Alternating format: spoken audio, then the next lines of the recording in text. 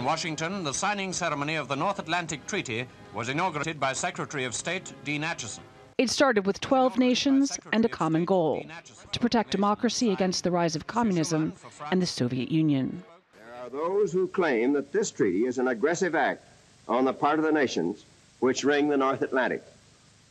That is absolutely untrue.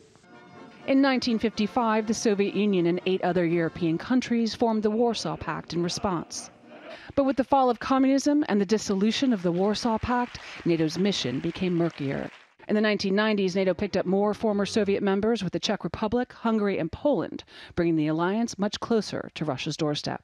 The alliance launched 11 weeks of airstrikes in 1999 without the UN's approval during the Kosovo War.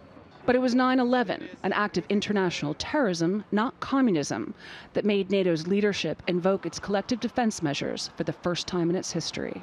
It shall be regarded as an action covered by Article 5 of the Washington Treaty, which states that an armed attack against one or more of the allies in Europe or in North America shall be considered an attack against them all.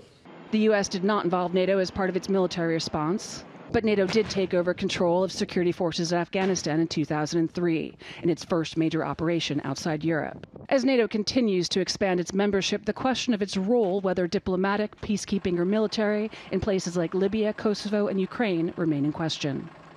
Under U.S. President Donald Trump, there has been concern he doesn't value the alliance.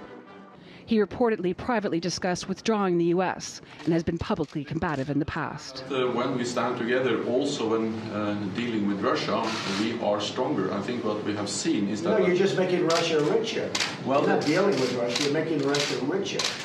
But ahead of this summit, Trump and the NATO Secretary General made sure to emphasize their friendship. NATO is a lot stronger since I've been president. Would you say that's correct? Trump did, however, make sure to take credit. NATO foreign ministers are marking the 70th anniversary of the alliance here, where it all began. And topping the agenda are Russia, NATO's role in the fight against international terrorism, and burden sharing. Courtney Kealy, TRT World, Washington.